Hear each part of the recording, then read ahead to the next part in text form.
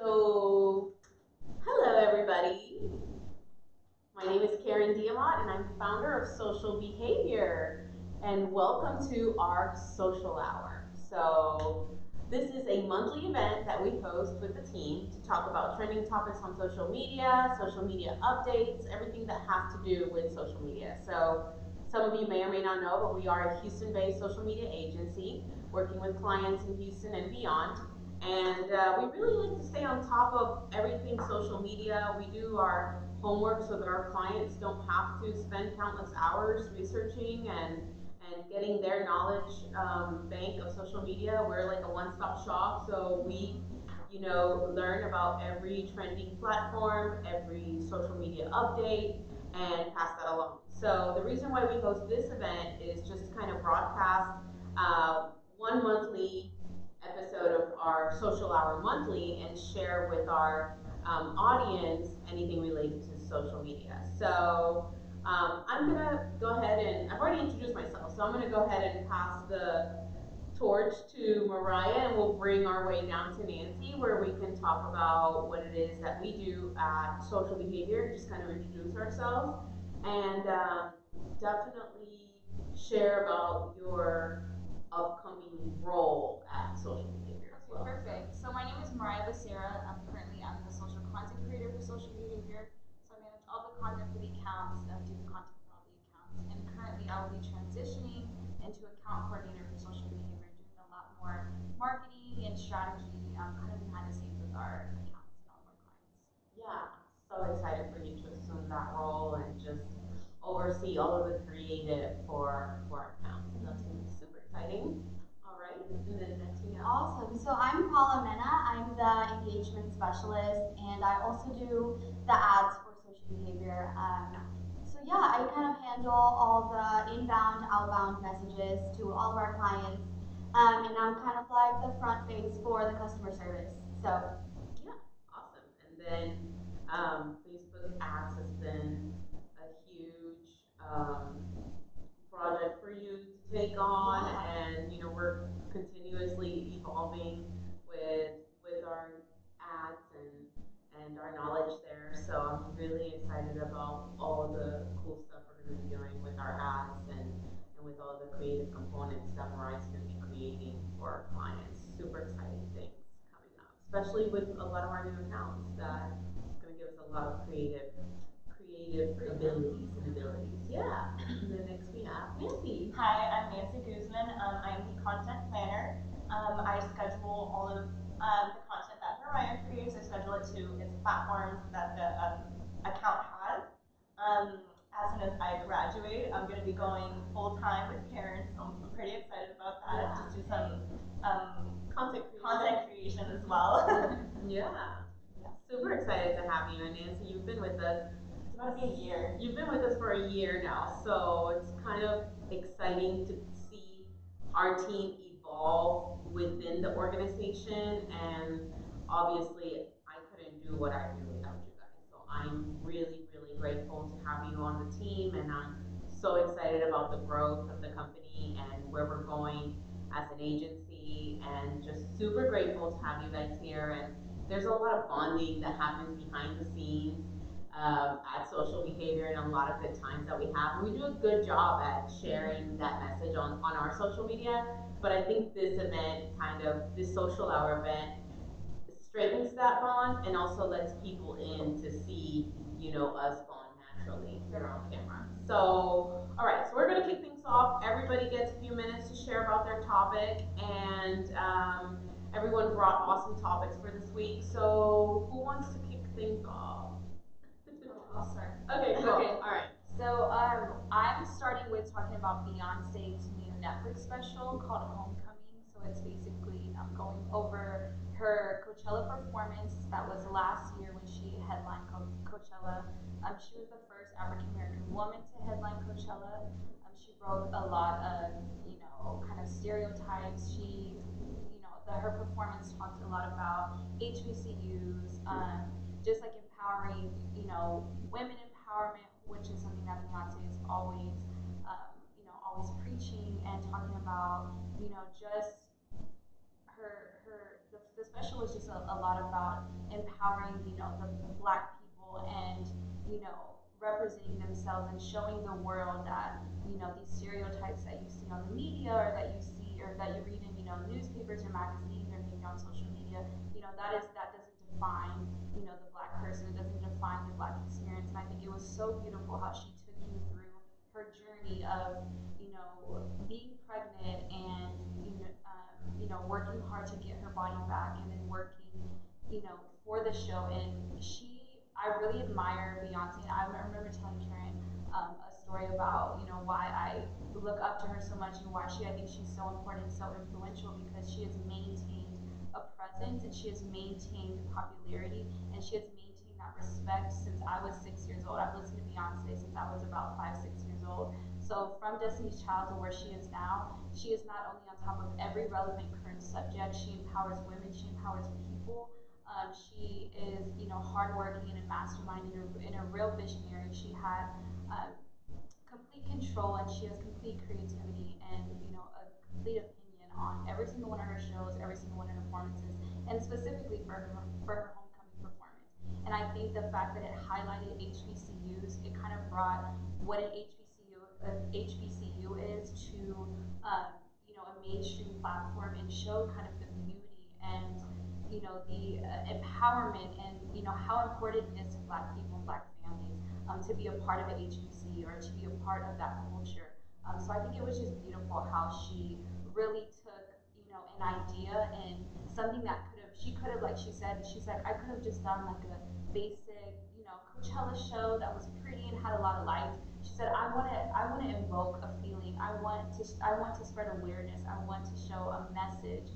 And there was different aspects in her performance, and from the people who she brought out to everybody on stage that was handpicked, from her black band to her black orchestra to all of her black backup dancers. I think it was just beautiful, and it was such a great representation of who Beyonce is. And not only she's a performer, she's an activist, and she is all about doing something for a purpose. Everything has a purpose. Everything is thought out and detailed, and I think that that's what's so beautiful about her, and what was so amazing about the homecoming special. So if you haven't seen it on Netflix, definitely go check it out. I think it's awesome. If you don't listen to Beyonce, that's one thing, but you have to respect her craft, and you have to I respect her as an yeah, artist. respect her I art. think that's something that she's been, cultivating her brand since she was very young. And one thing that's there's something about her which is certainty. She Yeah. always delivers. It's consistent.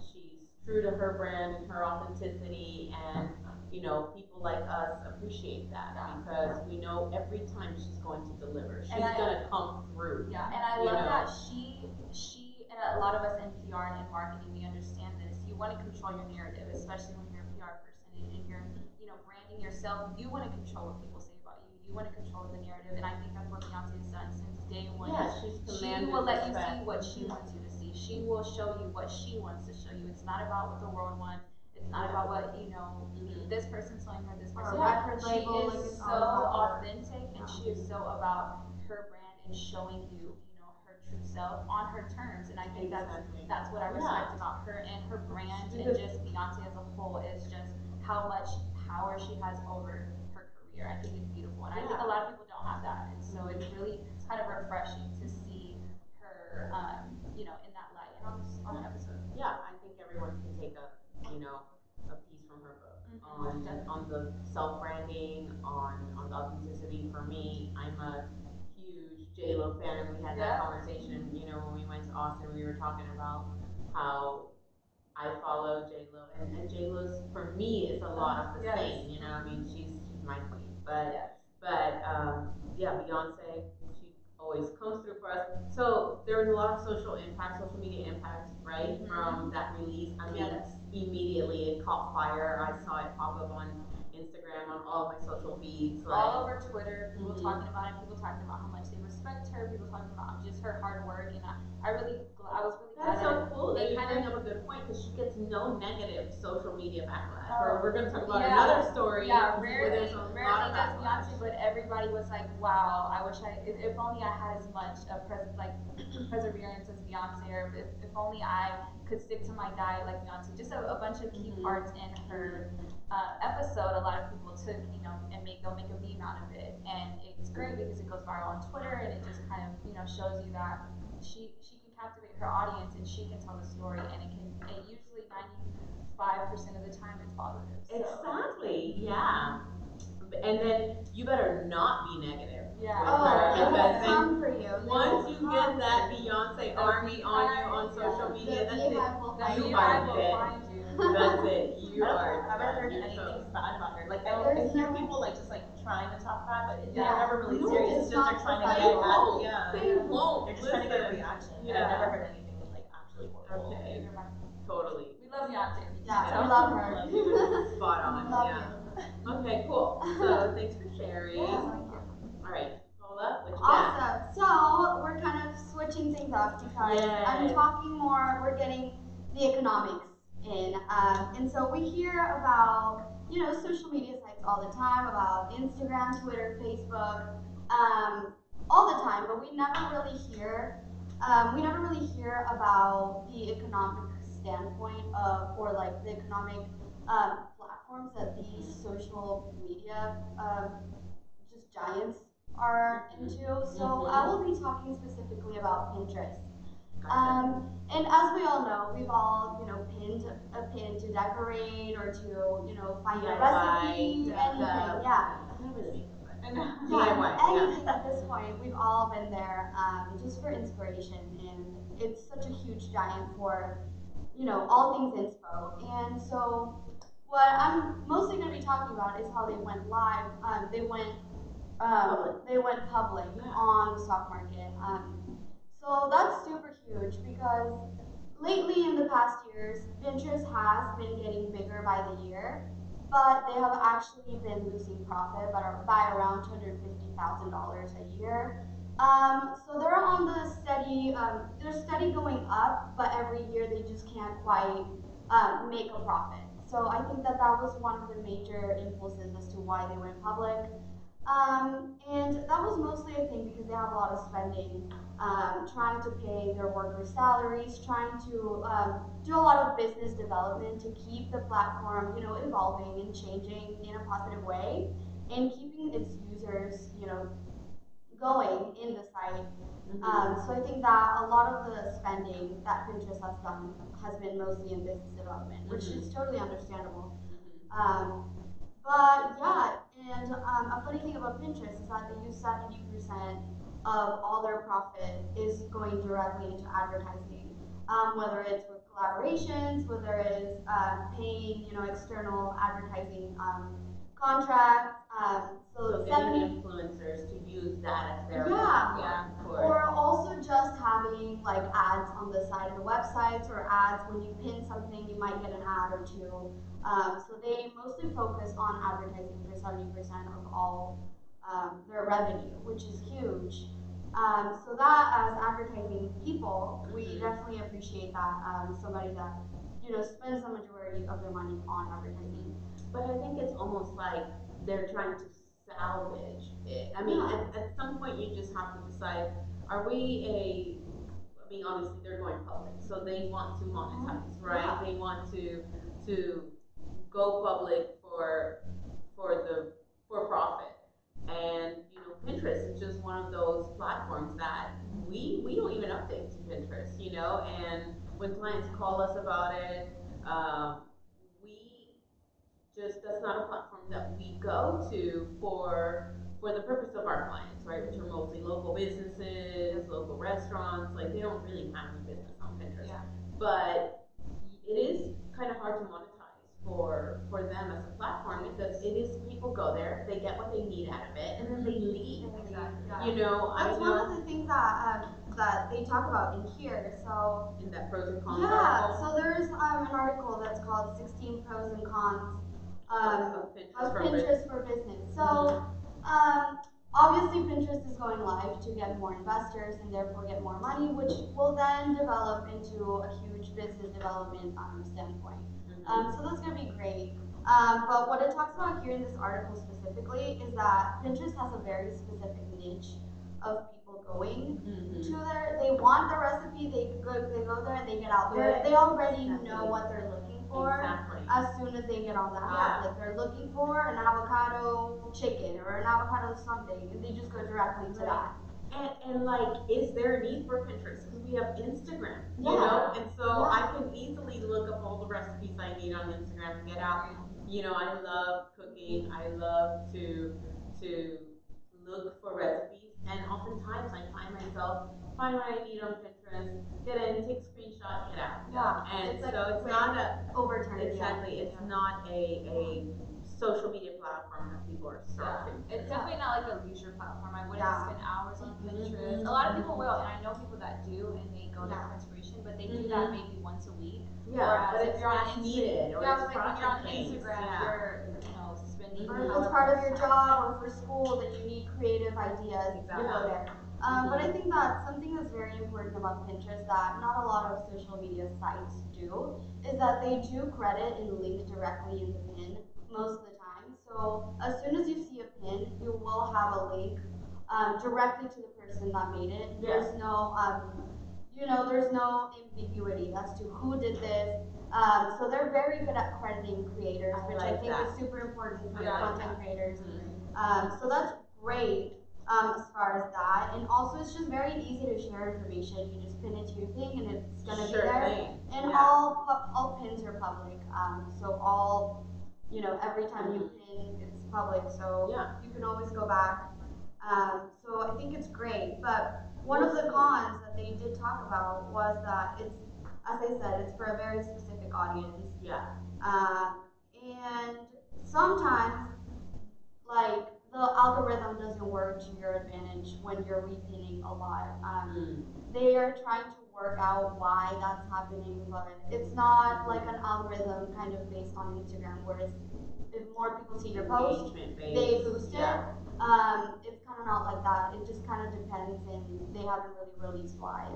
So it's a very iffy. But nowadays, you don't really see anybody trying to become Pinterest famous or having, Right. like a fan base on Right. Pinterest strictly. Mhm. But it does work a lot for bloggers, like local, bloggers, which is great. Yeah. Yeah. Totally. We'll see what the numbers say. You Yeah. know, once they Apparently, go. they're doing very well on their first couple days of going public. So only the best for Cool. them. Yeah. Can I see, like, by a show of hands, how many of you would invest in Pinterest? Okay. How many of you would invest in Instagram? I would. Yeah. I would. I feel like the longevity in Instagram would be there as opposed to Pinterest.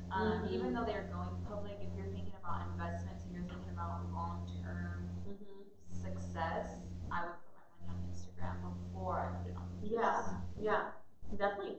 I would also put my money on LinkedIn. Oh, You yeah. know, Oh, that's especially huge. like Yeah. with the live platform, the video platform that they just rolled out. So now you can upload live video feed, which I think we're doing right now as well. And you know, with that, like, they're giving priority to video users. Also, they have this new thing where they have like courses that you can take, Sure. which is awesome if you want to learn more about like business development or communication. Specific topics. Yeah, So, like, one of yeah. the hardest challenges with growing the agency, the social behavior agency, has been the training component, right? But if we, like, did lesson based learning on LinkedIn, then or you know, had a resource like that for us internally and passing that knowledge down, I mean, then we wouldn't have to. I wouldn't have to personally, like, do a carbon copy training of my knowledge and abilities. I mean, as many documents as we have and as many training materials that we have, it's still that there's some knowledge that can't be duplicated every time. So if it's in a knowledge bank, that could be easily shared. So I'm down with that. I'd be investing in LinkedIn. Yeah.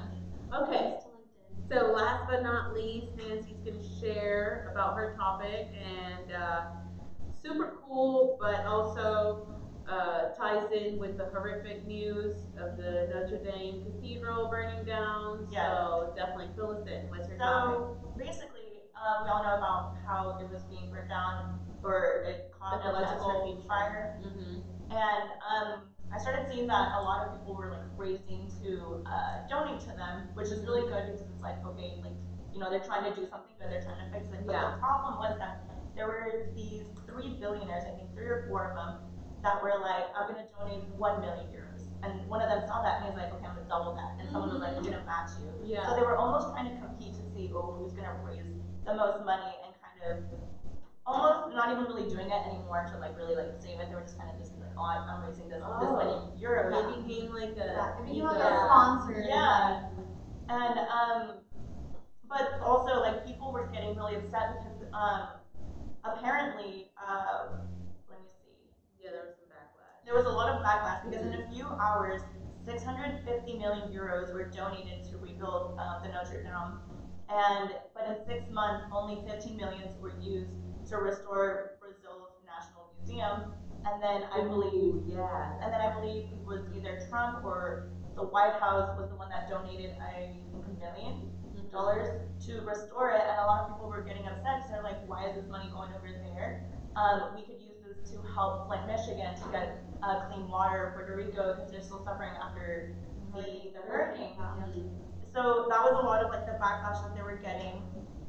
And I just want to see if you guys, I'm pretty sure you guys would agree also that they shouldn't be donating so much money and also help out, I guess, those who really need it because they also called for, at the UN, they called all the nations to come and help Yemen because they were going through a crisis over there. And I think they only, I don't know the exact number that they raised, but obviously the 650 million euros surpassed that. And it was ridiculous to everyone that they were like, how are you raising this much money for this? Obviously, it's like a really good thing, but it's still kind of messed up in a way that they're just. Something that's very important to note is that at the same time that Notre Dame was burning, it was a mosque of the same importance and magnitude for the Islamic community was also being burned down. Really? And nobody was saying anything. Like people weren't publicizing it, and that kind of shows just Western stereotypes, and that's a whole another conversation. But yeah, it's no one talked about it. It wasn't even a highlight on Twitter. It wasn't even mentioned on the news, and it was just an equally important religious site for a third of the world, and it wasn't even being talked about. Yeah, I mean, I think it's just the Paris and the Notre Dame Cathedral is just so well known to the world, and so it was something that also I guess caught fire on social media. No. No, oh my gosh. Okay. No puns intended. But literally, it was a phenomenon to watch people react to that, and it is sad because it's a historic dwelling, and I'm so glad that so many people stepped up to help. But I think that it's everyone at their own discretion when it comes to helping. Like they're trying to do a good thing. Why are you going to backlash them? And yes, we do have national crises, and this is where I'm kind of torn with the politics theme on social media, and I don't really dive into that a lot, just because I if there's something that I see wrong with the world, then I'm going to, if I'm not taking it upon myself to do something about it, I'm not going to talk about it on social media. So I think, look, if all these people have backlash from us, oh, where's the money to donate for Flint? Okay, well, why don't you start gathering, Like your nickels and quarters and yeah. step up to the plate so you can do something about Michigan if that's your problem. People are trying to restore a you know, globally known cathedral that is sacred to more than just religious people. It's It's to like the a world. basis of tourism also for Paris. Exactly. So what do y'all think about all these people posting their TBTs on Notre Dame? People were also so mad.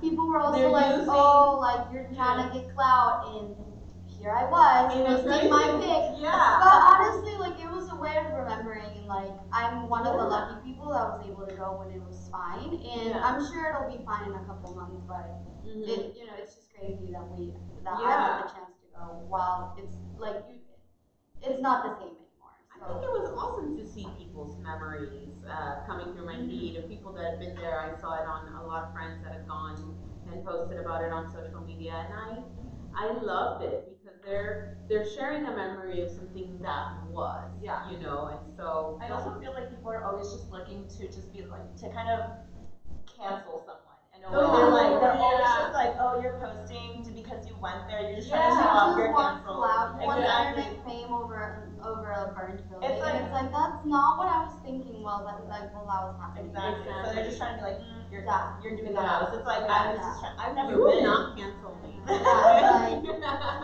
I think my takeaway from it is just like if you care about something that much, like change can happen. Mhm. Like if somebody cares that much, if the U.S. cared that much, or if they wanted to end the Flint crisis, they could. Like if you know what I mean. I think it just goes to show us. It really shows that. Yeah, just But if you care as much, and not saying that like it should take an individual, you know what I mean. But I remember reading an article somewhere, and it was saying like we only need, I think it was like 6 million to fix the or help the Flint crisis, the Mhm. Flint water crisis. Mhm. But what was being they raised money for something in like a couple. Oh, I think it was. Yeah. I don't want to I don't want to go Okay. there, but Don't yeah. go there. well, they also did it for Kylie. They were like, let's get Kylie to $1 billion when she was at 99 point something. Yeah, I think it just goes to show like And they raised there's money things for there's Kylie there's then. Yeah. there's things that actually matter, and then there's things that are popular on social media, and then because it reaches so many people, that's what people think is important, because when you see social media and you consistently see the same thing over again, it's a psychological thing. You're like, Mhm. oh, this is more important than this. Mhm. And maybe you don't go learn about the Flint crisis because you don't see it avidly on your social media, but you see pictures of people Mhm. posting, their throwbacks to the Notre Dame, and so you go and you infer about the situation, and then you Yeah. go look it up, and you're, oh, this is an issue. I really want to Learn know more this about or it, learn see more it, about it. yeah. So I definitely think with popularity with social media, that makes things more important than Yeah. other that necessarily shouldn't be. You know what I Mhm. mean? Well, Not that it's I not mean, one or the other, change but happens. yeah. Change happens in groups. Change happens in movements. Yeah. And I've been, speaking about this for some time. Like the only thing I want to change and just do good with is social behavior. Like Yeah. that's my baby. But in the future, I am very politically motivated to do better things. I'm not there yet, but I'm that type of person. Like if I want something to change and I want to rally behind a movement, I will. So we'll see. I mean, when that time comes, but definitely don't backlash people for trying to do something good with Yeah. their billions and Well, billions. I also thought about it like this: like the main people that donated all these millions of euros were like the Louis Vuitton fashion house and like the Gucci parent company. And these people are obviously based in Paris and in France. So this is something that's very personal to them. This is something that matters to them, not only through the PR of donating to a good because Mhm. but also like that is their home. Yeah. So why would anybody be upset Why about take that away from somebody them? Yeah. like To that is their home? Like restore their home. it's Yeah. as if like something crazy happened to like the White House or the Lincoln Memorial or like the monument. Yeah. We don't. Give it Yeah, $1. Yeah, it's one like person their has the home. power. Like you can't be mad at that. Gotcha. So Awesome. Well, thank you, Nancy, for bringing your topic today. So, yeah, that kind of wraps up our discussion of the social hour. Now, I just want to fill you guys in on something that I've collaborated uh, with one of my colleagues who's doing amazing things for the Houston food community, for the Houston foodie community, for Houston restaurants. And her name is Courtney with Eater Pass. So you guys have already heard about Eater Pass. Yes. We're all members of Eater Pass. And so basically, Eater Pass is a monthly membership that gets you 20% off your food and beverage tab at participating Houston restaurants. So that means you get this membership, it's $8 a month. You walk into Puccine, and then you get 20% off your food and drink bill. Yep. Like which how? makes your money back like right there. Yeah. Like, hold on. Can somebody verify quickly if it's 20 or 10? No, I thought it was 20. 20? Okay, Yeah, I'm cool. pretty sure it's 20. All right, so just I'm like, wait, sounds too good to be true, but it is though. But it is though. Let's So fact check. yeah, let's Right, fact check just real quick. fact Yeah, check. but it is. I think it is 20%. So I spoke with Courtney and I told her that it's amazing what she's doing and definitely want to help her to grow the membership. So it's anyone living in Houston that wants to go to the participating restaurants. All right, cool. And what's the website for Eater Pass? It is. Yeah. So what we're doing with them is actually eaterpass.com is the website where you sign up.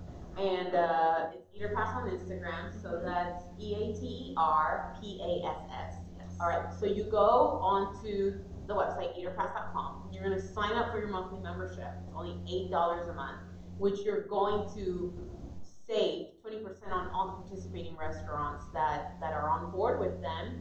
They also do monthly fun pop-ups. They do events, giveaways. Yeah. So they just finished a giveaway today. So what we're doing for our audience today is we're going to give you the first month free. So all you have to do is sign up on eaterpass.com and use code social20, and that's all caps social20. I'll put it on the caption of this post later on. And definitely go sign up, take advantage of this. You get the first month for free, so you can try it, enjoy the membership perks, and definitely, you know, take advantage of that. They're adding restaurants all the time. And it's like Yeah. restaurants like Pachin. I know Black that. Birdie Sakaya just came on board with Low Heights. Yeah. So a lot of goodies. So many, yeah, Mhm. and they're like all great restaurants. They're Yeah. awesome. We're all members, so I know you take advantage of the membership a lot too. So go to eaterpass.com, use code social20, take advantage of that, and then that concludes our social hour. So now we're gonna go have our own little behind the scenes social hour. We're gonna go visit our friends Deep Hog at the Ocean Air here in the Galleria. This is where we're at today. We're at our WeWork office in the Galleria, and we're just gonna scoot on down there, have some fun. I recently refreshed our website, so if you have any questions about what we do, just go to socialmediahouston.com. And thank you so much for tuning in, guys. We'll see you next month. Thank you. Bye.